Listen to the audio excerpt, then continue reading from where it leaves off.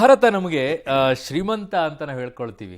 ಕೆಲವು ಕಡೆ ಬೆಳೀತಾ ಇರೋ ಅಭಿವೃದ್ಧಿ ಆಗ್ತಾ ಇರುವಂಥ ದೇಶ ಅಂತ ಹೇಳ್ಕೊಳ್ತೀವಿ. ಆದರೆ ಶಿಲ್ಪಕಲೆಯಲ್ಲಿ ಮಾತ್ರ ಶ್ರೀಮಂತಿಕೆಯನ್ನು ಹೊಂದಿರೋದು. ಸೊ ನಾಗರ ಶೈಲಿ ಇದೆ, ವೇಸರ ಶೈಲಿ ಇದೆ, ದ್ರಾವಿಡ ಇದೆ, ಇಂಡೋ ಗಾಥಿಕ್ ಶೈಲಿ ಅಂತ ಶಿಲ್ಪಕಲೆಯನ್ನು ಹೊಂದಿದ್ದೀವಿ. ಸೊ ಹಾಗಾದರೆ ರಾಮ ಮಂದಿರಕ್ಕೆ ಯಾವ ಶೈಲಿ ಇದೆ ನೋಡೋಣ. ಇದು ದಕ್ಷಿಣ ಭಾರತದ ದ್ರಾವಿಡರ ಸಂಸ್ಕೃತಿಯಲ್ಲಿ ಬೆಳೆದು ಬಂದ ದೇವಸ್ಥಾನಗಳನ್ನು ನೋಡಿದವ್ರಿಗೆ ಈ ದೇವಸ್ಥಾನ ಬಹು ಸುಲಭವಾಗಿ ಒಪ್ಪಿಗೆ ಆಗತ್ತೆ ಅಂತ ಅನ್ನಿಸದೇ ಇರ್ಬೋದು. ಇದು ಯಾವ್ದು ಹಿಂಗೆ ಈ ಥರ ಹೀಗಿದೆಯಲ್ಲ ದೇವಸ್ಥಾನ ಅಂತ ಅನ್ನಿಸಬಹುದು. ಆದರೆ ಅದೊಂದು ಶೈಲಿ ಅಷ್ಟೇನೆ. ಭಾಳ ಉದಾಹರಣೆಗೆ ಹೇಳಬೇಕು ಅಂದರೆ ಬೆಂಗಳೂರಿನಲ್ಲಿರುವಂಥ ಶ್ರೀಕೃಷ್ಣನ ದೇವಸ್ಥಾನ ಏನಿದೆ ಇಸ್ಕಾನ್ನಲ್ಲಿ, ಭಾಳ ಜನಕ್ಕೆ ನಮ್ಮ ಸ್ಥಾಪಿತ ದೇವಸ್ಥಾನಗಳ ಮಾದರಿಯಲ್ಲಿ ಅದು ಇಲ್ಲದೆ ಇರ್ಬೋದು, ಡಿಫ್ರೆಂಟ್ ಆಗಿ ಅವ್ರಿಗೆ ಅದು ವ್ಯತ್ಯಾಸವಾಗಿರ್ಬೋದು. ಆದರೆ ಅದೊಂದು ಶೈಲಿ, ಬಟ್ ಅದ್ಭುತ ಅಂತಾನೆ ಆಗದ್ದು ಇಂಪಾರ್ಟೆಂಟ್ ದೇವಸ್ಥಾನಗಳಿಗೆ. ಧಾರ್ಮಿಕ ಎಲ್ಲ ಸ್ಥಳಗಳಿಗೂ ಆ ಸ್ಥಳ ಮಹಿಮೆ, ಐತಿಹ್ಯ, ಅದರ ಜೊತೆ ಬಂದಿರುವಂತಹ ಇತರ ಚರಿತ್ರೆ ಇವೆಲ್ಲವೂ ತುಂಬ ಇಂಪಾರ್ಟೆಂಟ್. ಯಾವಾಗಲೂ ಅಷ್ಟೇ ಐತಿ. ಯಾವ ಕಮ್ಯುನಿಟಿ, ಯಾವ ಕೋಮ ಆದರೂ ಹೌದು, ಯಾವ ಕೋಮ ಆದರೂ ಹೌದು, ಅದು ಒಂದೇ ಇದಲ್ಲ. ಹಾಗಾಗಿ ಅದು ಕ್ರೈಸ್ತರಾದರೂ ಅಷ್ಟೇ, ಮುಸ್ಲಿಮರಾದರೂ ಅಷ್ಟೇ, ಹಿಂದೂಗಳಾದರೂ ಅಷ್ಟೇ, ನಾಳೆ ಯಾರಾದರೂ ಒಂದೇ ಅದನ್ನ ಹೇಳೋದು. ಸಹಜವಾಗಿ ಅಯೋಧ್ಯೆಗೆ ಈ ಮೂರು ಇತ್ತು ಇಲ್ಲ ಅಂತಲ್ಲ. ಮತ್ತು ಈ ಮೂರು ನಂಬಿಕೆಗಳು ಹೇಗೆ ಬಂತು ಅಂತಂದರೆ, ಯಾವುದೇ ರೀತಿಯ ಟ್ಯೂಷನ್ ಇಲ್ಲದೆ 1000 ವರ್ಷಗಳಿಂದ ಬಾಯಿಂದ ಬಾಯಿಗೆ ಬಂದು ಉಳಿದುಕೊಂಡಿರುವ ನಂಬಿಕೆ ವಿಶ್ವಾಸಗಳೆಲ್ಲ. ಹಾಗಾಗಿ ಅದನ್ನು ಪ್ರಶ್ನೆ ಮಾಡುವುದು ಅಷ್ಟು ಸುಲಭ ಅಲ್ಲ, ಗಟ್ಟಿಯಾಗಿ ಅಷ್ಟು ಸುಲಭ ಅಲ್ಲ ಅದನ್ನು ಪ್ರಶ್ನೆ ಮಾಡೋದು. ಉತ್ತರ ಭಾರತದ ನಾಗರ ಶೈಲಿಯಲ್ಲಿ ಈ ದೇಗುಲವನ್ನು ನಿರ್ಮಾಣ ಮಾಡ್ತಾ ಇದ್ದಾರೆ. ಸೋಮನಾಥ ದೇಗುಲ ಇದಕ್ಕೆ ಒಂದು ಉದಾಹರಣೆಯಾಗಿ ಇಟ್ಕೋಬೋದು. ಅಂದರೆ ಸೋಮನಾಥ ದೇಗುಲವನ್ನು ನೋಡಿದವ್ರಿಗೆ ನಾಳೆ ಈ ದೇಗುಲವನ್ನು ನೋಡಿದಾಗ ಯಾವಾಗಲೂ 3 ವರ್ಷನೋ 4 ವರ್ಷದಲ್ಲೋ ಇದು ಹಾಗೇ ಇದೆಯಲ್ಲ ಸ್ವಲ್ಪ ಅಂತ ಅನ್ನಿಸ್ಬೋದು. ಈ ರೀತಿಯ ಭಾವನೆ ನಮಗೆ ತಮಿಳುನಾಡಿನ ಕೆಲವು ದೇವಸ್ಥಾನಗಳಿಗೆ ಹೋದಾಗ ಅನ್ನಿಸ್ಬೋದು. ಆ ದೇವಸ್ಥಾನ ಥರ ಇದು ಇದಲ್ಲ, ಗೋಪುರ ಇದು ಅದೇ ಥರ ಒಳ್ಳೆ ಅಂತ, ಎತ್ತರ ಅದೆಲ್ಲ ಬೇರೆ ವಿಚಾರ. ಎಸ್, ಒಳಮುಖವಾಗಿ ಈ ಗೋಪುರಗಳು ತಿರ್ಕೊಂಡು ಹೋಗುತ್ತೆ, ಒಳಮುಖವಾಗಿ ಹೋಗುತ್ತೆ. ದ್ರಾವಿಡ ಶೈಲಿಯ ಪಿರಮಿಡ್ ಗೋಪುರಗಳಿಗೆ ಇದು ವಿರುದ್ಧವಾಗಿ ಇರುತ್ತೆ. ಇನ್ನು ಶ್ರೀರಾಮಚಂದ್ರ ಅಂದ ಕೂಡಲೇ ನಿನ್ನೆ ರಾತ್ರಿ ನಾನು ಹೇಳ್ತಾ ಇದ್ದೆ, ಭಾಳ ಜನ ಶ್ರೀರಾಮಚಂದ್ರ ಅಂದರೆ ಶ್ರೀರಾಮಚಂದ್ರ ಅಂತ. ಹೌದು, ಶ್ರೀರಾಮಚಂದ್ರ, ರಾಮ ಅಂದರೆ ರಾಮನೇ. ಆದರೆ ಅದರಲ್ಲಿ ತರಾವರಿ ಪಟ್ಟಾಭಿರಾಮನನ್ನು ನೋಡುವ ರೀತಿ ಬೇರೆ, ತುಳಸಿ ರಾಮನನ್ನು ನೋಡುವಂತಹ ರೀತಿ ಬೇರೆ. ಓಕೆ, ಅದು ಬೇರೆ. ಅಂದರೆ ಅದರ ರೂಪವೇ ಬೇರೆ. ಪಟ್ಟಾಭಿರಾಮನನ್ನು ವಿಗ್ರಹ ರೂಪದಲ್ಲಿ ನೋಡಿ ಭಜಿಸುವಂಥದ್ದು ಒಂದು, ತುಳಸಿರಾಮನೂ ನೋಡ್ತಾರೆ ಆ ಥರ. ಹಾಗಿದ್ರೆ ಹಾಗಾಗಿ ಬೇರೆ ಹೆಸರುಗಳ ಬೇರೆ, ಕತೆ ಬೇರೆ, ಅದಿರಲಿ. ಈ 3 ಅಂತಸ್ತಿನ ರಾಮ ಮಂದಿರ ಹೇಗೆ ಭವ್ಯವಾಗಿ ತಲೆ ಎತ್ತತ್ತೆ ಅಂತ ನೋಡಿ. ಈ ಮೊದಲು 2 ಅಂತಸ್ತಿನಲ್ಲಿ ಇದನ್ನು ನಿರ್ಮಿಸಲಿಕ್ಕೆ ಯೋಜನೆಯನ್ನು ಹಾಕ್ಕೊಂಡಿದ್ರು. 128 ಬಡಿ 161 ಅಡಿ ಎತ್ತರ ಇರುತ್ತೆ ಈಗ ಅಂತ ಹೇಳ್ತಿದ್ದಾರೆ. ಸುಮಾರು 360 ಅಡಿ ಉದ್ದವೂ ಮತ್ತು 235 ಅಡಿ ಅಗಲವೂ ಇರುತ್ತದೆ. 3 ಗೊಮ್ಮಟಗಳ ಬದಲಾಗಿ 5 ಇರುತ್ತೆ. 5ರಲ್ಲಿ ಅತಿ ಎತ್ತರದ ಗೊಮ್ಮಟ ಯಾವುದಿದೆ, ಗೋಪುರ ಯಾವುದಿದೆ, ಅದರ ಕೆಳಗೆ ಗರ್ಭಗುಡಿ ಸ್ಥಾಪನೆ ಆಗುತ್ತೆ ಅಂತ ಹೇಳಿದ್ದಾರೆ. ಮೊದಲ ಮಹಡಿಯಲ್ಲಿ ಸುಮಾರು ಸ್ತಂಭಗಳ ಸ್ಥಾಪನೆ ಇದೆ, ಹಲವಾರು ಸ್ತಂಭಗಳ ಸ್ಥಾಪನೆ ಇದೆ. ಆ ಸ್ತಂಭಗಳ ಕೆತ್ತನೆ ಮತ್ತು ಅದರ ಹೆಂಗಿರುತ್ತೆ ಶಿಲ್ಪೆ ನನಗೆ ಗೊತ್ತಿಲ್ಲ ಅದು. ಯಾಕೆ ಅಂತಂದರೆ ಕೆಲವು ಸ್ತಂಭಗಳನ್ನು ಕೆಲವು ಮಾದರಿಯಲ್ಲೂ, ಇನ್ನು ಕೆಲವು ಸ್ತಂಭಗಳನ್ನು ಇನ್ನು ಕೆಲವು ಮಾದರಿಯಲ್ಲೂ ಮಾಡಬಹುದೇನೋ. ಬೇಲೂರು ಮತ್ತು ಹಳೇಬೀಡಿಗೆ ಹೋಗ ಬಂದವರಾಗಲಿ ಅಥವಾ ವಿಠ್ಠಲ ದೇವಸ್ಥಾನಕ್ಕೆ ಹಂಪಿಗೆ ಹೋಗ ಬಂದಂಥವರಾಗಲಿ ಕಂಬಗಳ ರಚನೆ ಮತ್ತು ಆ ಕೆತ್ತನೆಗಳನ್ನು ನೀವು ನೋಡಿದ್ದೀರಿ. ತರಾವರಿ ಕೆತ್ತನೆಗಳಿವೆ. ಯಾವ ರೀತಿ ಮಾಡ್ತಾರೆ ಅಂತ ಒಂದೇ ಥರ ಸಿಮೆಟ್ರಿಕಲ್ ಆಗಿ ಕಂಬಗಳನ್ನು ಮಾಡ್ತಾರೋ ಇಲ್ಲ, ಈ ಕೆಲವೊಂದಿಷ್ಟು ಸ್ತಂಭಗಳು ಒಂದೇ ರೀತಿಯಲ್ಲಿ ಇದಾವೆ ಸರ್. ಭಿನ್ನವಾದ ರೀತಿಯಲ್ಲಿ ಕಂಬಗಳನ್ನು ಕೆತ್ತನೆ ಮಾಡಿಸ್ತಾರಾ, ಒಂದೊಂದು ಕಂಬಕ್ಕೂ ಒಂದೊಂದು ಅನ್ನೋ ಥರ ಏನಾದ್ರು ಮಾಡ್ತಾರೋ ನನಗಿನ್ನೂ ಐಡಿಯಾ ಇಲ್ಲ. 3ನೇ ಮಹಡಿಯಲ್ಲಿ ಒಂದು 74 ಸ್ತಂಭ ಇರುತ್ತೆ ಕಂಬಗಳು. ಇದರಲ್ಲಿ 16 ದೇವರ ಮೂರ್ತಿಗಳನ್ನು ಕೆತ್ತನೆ ಮಾಡ್ತಾರೆ.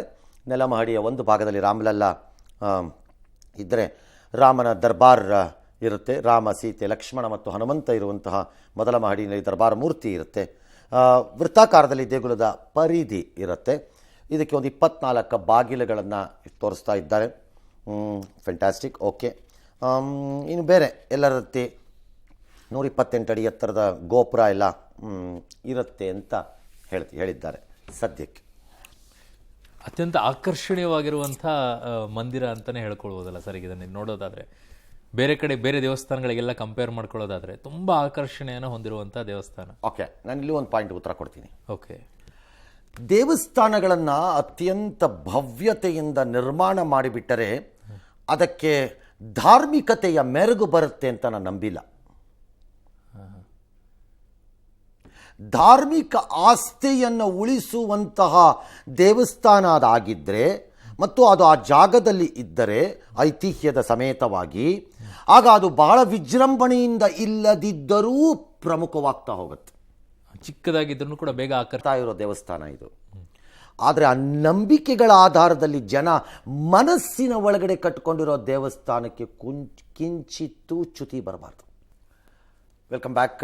ಇವತ್ತಿನ ವಿಶೇಷ ಕಾರ್ಯಕ್ರಮವನ್ನು ಮುಂದುವರಿಸ್ತಾ ಇದ್ದೀವಿ. ಇನ್ನು 3:30 ಸರಿಯಾಗಿ 32 ನಿಮಿಷಕ್ಕೆ ಸರಿಯಾಗಿ ಅಯೋಧ್ಯೆಯಲ್ಲಿ ಎಲ್ಲ ಕಾರ್ಯಕ್ರಮಗಳು ಪ್ರಾರಂಭ ಆಗಿ ಅಂತ್ಯಗೊಳ್ಳುವ ಸಮಯಕ್ಕೆ ಬರ್ತವೆ. ಅಲ್ಲಿವರೆಗೆ ನಾವು ನಿಮ್ಮ ಜೊತೆನೇ ಇರ್ತೀವಿ, ಇತರೆ ವಿವರಗಳನ್ನು ಕೊಡ್ತಾ ಹೋಗುತ್ತೀವಿ. ಅಫ್ಕೋರ್ಸ್ ಯಾವಾಗಲೂ ಅಷ್ಟೇ, ಚರಿತ್ರೆಯನ್ನು ಓದುವಾಗ ಅದನ್ನು ಇಂದಿನ ದಿನಮಾನಗಳಿಗೆ ಹೋಲಿಕೆ ಮಾಡಿಕೊಂಡು ತುಲನೆ ಮಾಡಿಕೊಂಡೇ ಮಾಡಬೇಕು ಬೇಗ. ಯಾಕೆ ಅಂದರೆ, ಒಂದು ಅಲ್ಲಿರುವ ಸಾರವನ್ನು ಪಡೆದುಕೊಳ್ಳಕ್ಕೆ, ಎರಡನೇದು ಅಲ್ಲಿರುವಂಥ ಆಗಿದ್ದ ತಪ್ಪುಗಳಲ್ಲಿ ಪಾಠಗಳನ್ನು ಕಲಿಯಲಿಕ್ಕೆ, ಎರಡೂ ಆಗಬೇಕದು. ಹಾಗಾಗಿ ಇವತ್ತಿನ ಚಿಂತನೆಗಳಿಗೆ ಇದೇನಾದೀತು ಅನ್ನೋದನ್ನು ನೋಡೋಣ ಆಮೇಲೆ. ಆದರೆ ತಕ್ಷಣಕ್ಕೆ ನಾವೀಗ ಅಯೋಧ್ಯೆ ಕಡೆಗೆ ಹೋಗಬೇಕಾಗಿದೆ. ಬಿಕಾಸ್ ಅಲ್ಲಿ ನಮ್ಮ ಸಹೋದ್ಯೋಗಿ ಶಬೀರ್ ತಯಾರಿಯಾಗಿ ನಿಂತಿದ್ದಾರೆ. ಅವರು ಈಗ ಸದ್ಯಕ್ಕೆ ತಮ್ಮನ್ನು ತಾವು ಹನುಮಾನ್ ಗಡಿ ದೇವಸ್ಥಾನದ ಬಳಿ ಸ್ಥಾಪನೆ ಮಾಡಿಕೊಂಡಿದ್ದಾರೆ. ಹಾಗಾಗಿ ಭಾಳ ಐತಿಹಾಸಿಕವಾದ ಜಾಗಕ್ಕೆ ಅವ್ರು ಹೋಗಿ ನಿಂತ್ಕೊಂಡ್ಬಿಟ್ಟಿದ್ದಾರೆ. ಅವ್ರ ವಾದ ಭಾಳ ಸರಳ ಇರ್ಬೋದು, ಮೋದಿ ಬರುವುದಕ್ಕೆ ಮೊದಲು ನಾನೇ ಪೂರೈಸಿ ಬಿಡುತ್ತೇನೆ ಅಂತ ಅವ್ರದ್ದು ವಾದ ಇರ್ಬೋದು ಹೊರತು. ಆಲ್ ರೈಟ್,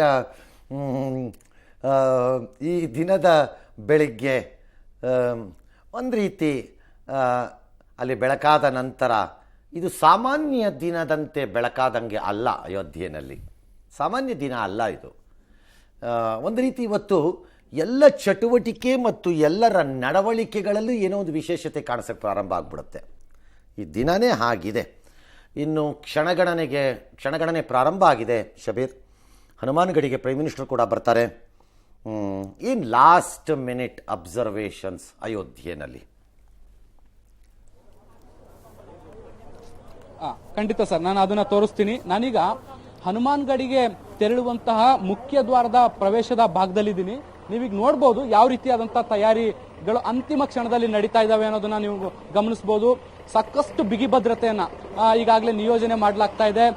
ಪೊಲೀಸ್ ಪಹರೆ, ಕೇಂದ್ರೀಯ ಪಡೆಗಳು, ಜೊತೆಗೆ SPG ಕಮಾಂಡೋಗಳು, ಅದ್ರ ಜೊತೆಗೆ UPಯ ಪೊಲೀಸರು ಎಲ್ಲರೂ ಕೂಡ ಸಾಕಷ್ಟು ದೊಡ್ಡ ಪ್ರಮಾಣದಲ್ಲಿ ಭದ್ರತೆಯನ್ನು ನಿಯೋಜನೆ ಮಾಡ್ತಿದ್ದಾರೆ. ಅದರಲ್ಲೂ ಕೂಡ ಪ್ರಧಾನಮಂತ್ರಿಗಳು ಆಗಮಿಸುವಂತಹ ಹೆಲಿಪ್ಯಾಡ್ನಿಂದ ಹಿಡಿದು ಏನು ಹನುಮಾನ್ ಗಡಿಯವರೆಗೂ, ಇದರ ಜೊತೆಗೆ ರಾಮ ಮಂದಿರ ಶಿಲಾನ್ಯಾಸದ ಕಾರ್ಯಕ್ರಮ ಏನು ನಡೀಬೇಕಾಗಿದೆ ಆ ಒಂದು ಕಾರ್ಯಕ್ರಮದ ಸ್ಥಳದ ಕೂಡ ಸಾಕಷ್ಟು ದೊಡ್ಡ ಪ್ರಮಾಣದಲ್ಲಿ ಬಿಗಿ ಭದ್ರತೆಯನ್ನ ನಿಯೋಜನೆ ಮಾಡಿರುವಂತದನ್ನು ನೀವು ಇಲ್ಲಿ ಗಮನಿಸ್ತಾ ಹೋಗಬಹುದು ಸರ್. ಸಾಕಷ್ಟು ಹೆಚ್ಚಿನ ಭದ್ರತೆಯನ್ನ ಹೆಚ್ಚು ಮಾಡಲಾಗ್ತಾ ಇದೆ. ಇನ್ನೇನು ಕೆಲವೇ ಹೊತ್ತಿನಲ್ಲಿ ಪ್ರಧಾನಮಂತ್ರಿಗಳು ಬರ್ತಾ ಇದ್ದಾರೆ. ಹೀಗಾಗಿ ಅಂತಿಮ ಕ್ಷಣದ ರೌಂಡ್ಸ್ ನ ಈಗ ಪೊಲೀಸರು ಮಾಡ್ತಾ ಇರುವಂತದನ್ನು ನೀವು ಗಮನಿಸಬಹುದು. ಯಾವುದೇ ರೀತಿಯಾದಂತಹ ವಾಹನಗಳಿಗೆ, ಅಂದ್ರೆ ಖಾಸಗಿ ವಾಹನಗಳಿಗೆ ಪ್ರವೇಶವನ್ನ ಈಗ ನೀಡ್ತಾ ಇಲ್ಲ. ಕೇವಲ ಭದ್ರತಾ ಪಡೆಗಳಿಗೆ, ಪೊಲೀಸ್ ವಾಹನಗಳಿಗೆ ಮತ್ತೆ ಹಿರಿಯ ಅಧಿಕಾರಿಗಳಿಗೆ ಮಾತ್ರ ಈಗ ಅವಕಾಶವನ್ನ ಕೊಡಲಾಗಿರುವಂತದ್ದು. ಬಹುತೇಕ ಎಲ್ಲ ಏನು ಸಾರ್ವಜನಿಕ ಸಂಚಾರ ಏನಿದೆ ಅದು ಸಂಪೂರ್ಣವಾಗಿ ನಿರ್ಬಂಧ ಆಗಿರುವಂತದ್ದನ್ನ ನಾವಿಲ್ಲಿ ಗಮನಿಸಬಹುದು. ನಾನೀಗ ಒಂದು ಮುಖ್ಯ ರಸ್ತೆಯನ್ನ ತೋರಿಸ್ತಾ ಹೋಗ್ತೀನಿ ನಿಮಗೆ, ನೀವು ನೋಡ್ತಾ ಹೋಗ್ಬೋದು. ನಾನೀಗ ತೋರಿಸ್ತಾ ಇರುವಂತಹ ರಸ್ತೆ ಏನಿದೆ ಇದು ಹನುಮಾನ್ ಗಡಿಗೆ ಹೋಗುವಂತಹ ರಸ್ತೆ. ಈ ರಸ್ತೆಯ ಮೂಲಕ ಪ್ರಧಾನಮಂತ್ರಿಗಳು ಏನು 11 ಗಂಟೆಗೆ ಬರ್ತಾರೆ, ಈ ರಸ್ತೆಯನ್ನ ಅವರು ಬಳಕೆ ಮಾಡಿಕೊಂಡೇ ಹನುಮಾನ್ ಗಡಿಗೆ ಹೋಗ್ಬೇಕಾಗುತ್ತೆ. ಅದಕ್ಕೂ ಮುನ್ನ ಅವರು ಹೆಲಿಪ್ಯಾಡ್ ನಿಂದ ಬರುವಂತ ರಸ್ತೆಯನ್ನು ಕೂಡ ನಾನು ನಿಮ್ಗೆ ಒಮ್ಮೆ ತೋರಿಸ್ತಾ ಹೋಗ್ತೀನಿ.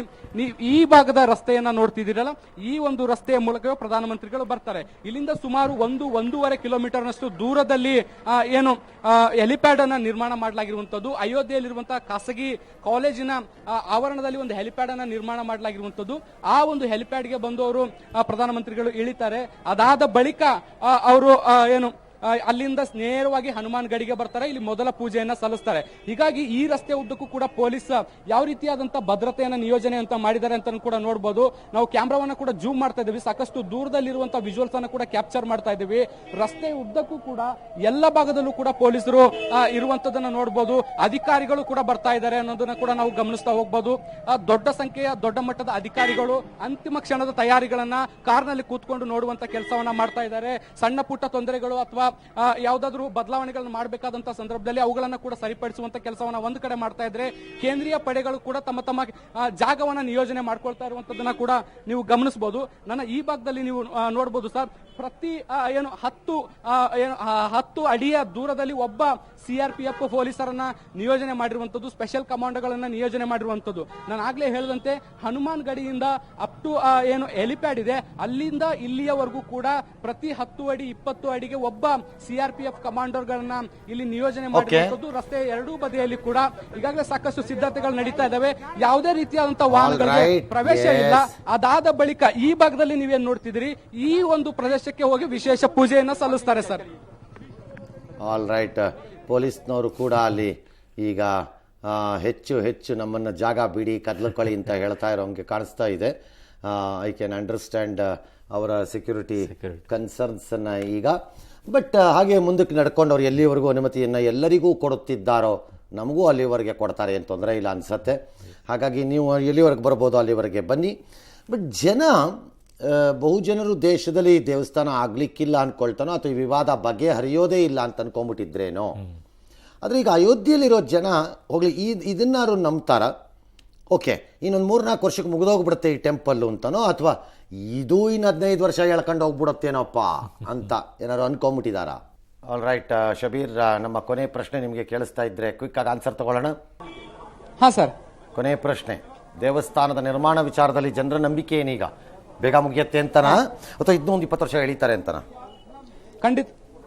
ಖಂಡಿತ ನೋ ಆ ತರದ ಅಭಿಪ್ರಾಯ ಸದ್ಯಕ್ಕೆ ಅಯೋಧ್ಯೆ ಜನರಿಗೆ ಇಲ್ಲ ಸರ್. ಯಾಕಂದ್ರೆ ಈ ಹಿಂದೆ ಕಾನೂನು ಹೋರಾಟ ನಡಿಬೇಕಾದಂತ ಸಂದರ್ಭದಲ್ಲಿ ಅಯೋಧ್ಯೆಯಲ್ಲಿ ರಾಮ ಮಂದಿರ ನಿರ್ಮಾಣ ಯಾವಾಗ ಆಗುತ್ತೆ ಅನ್ನೋದ್ರ ಬಗ್ಗೆ ಯಾರಿಗೂ ಕೂಡ ಸ್ಪಷ್ಟತೆ ಇರಲಿಲ್ಲ.